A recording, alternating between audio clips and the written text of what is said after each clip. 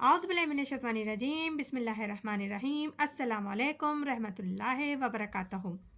نبی کریم صلی اللہ علیہ وسلم نے فرمایا ہے کہ اللہ تعالیٰ کے محبوب ترین بندوں میں وہ ہیں جو متقی اور پرہیزگار اور ایسے گمنام ہیں جب لوگوں میں موجود نہ ہوں تو انہیں تلاش نہ کیا جائے، اگر موجود ہوں تو پہچانا نہ جائے۔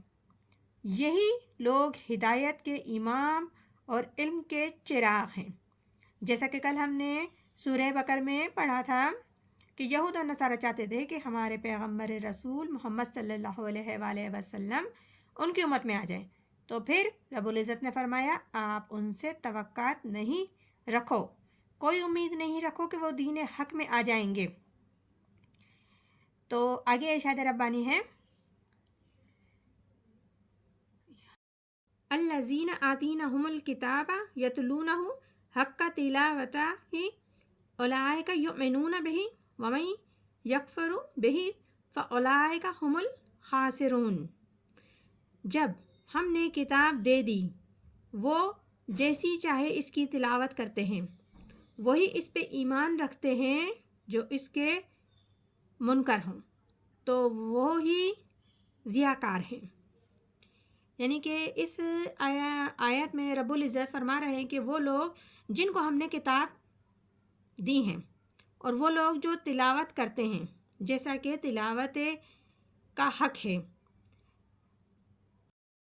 تلا یتلو کے معنی ہیں پڑھنا، اور دوسرا معنی تلا یتلو کے ہیں کہ پیچھے چلنے کو بھی کہتے ہیں، جیسے کہ قرآن ہی میں آتا ہے کہ سورج کے بعد پیچھے چاند آتا ہے، تو تلاوت کا اصل حق اس کے پیچھے چلنا ہے، ایسے جیسے کہ امام کے پیچھے چلتے ہیں اور اس کے احکامات کی پیروی کریں۔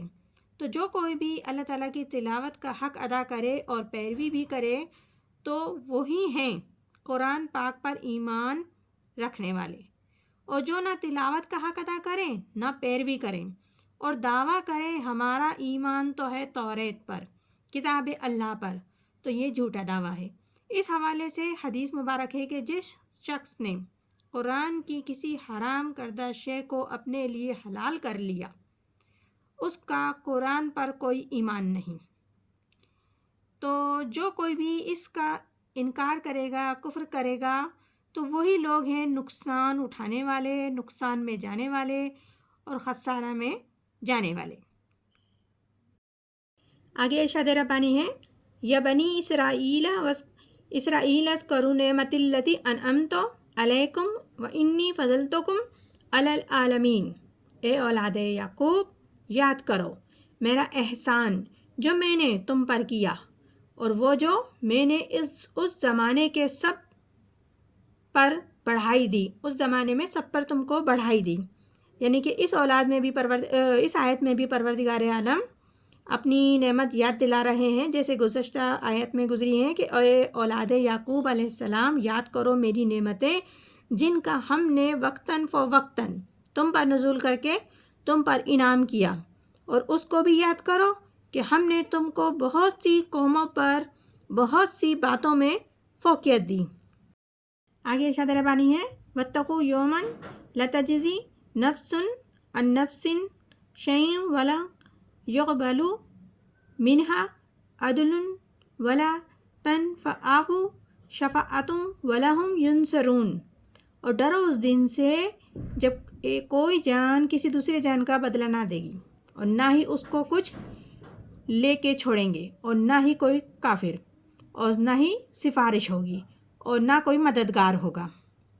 تو اس آیت میں بھی تنبیہ کی جا رہی ہے پروردگار عالم کی طرف سے کہ ڈرو اس دن سے کہ جس دن یعنی کہ قیامت کا دن، جس میں کوئی شخص کسی بھی دوسرے شخص کے کام نہیں آئے گا، اور نہ ہی اس سے کوئی فدیہ قبول کیا جائے گا، یعنی کہ کسی کی طرف سے کوئی معاوضہ بجائے حق واجب کے قبول نہیں کیا جائے گا، اور نہ ہی کسی کی کوئی سفارش قبول کی جائے گی، اور نہ ہی ایسے لوگوں کی کوئی مدد کی جائے گی، نہ ان کو کسی کی مدد حاصل ہوگی۔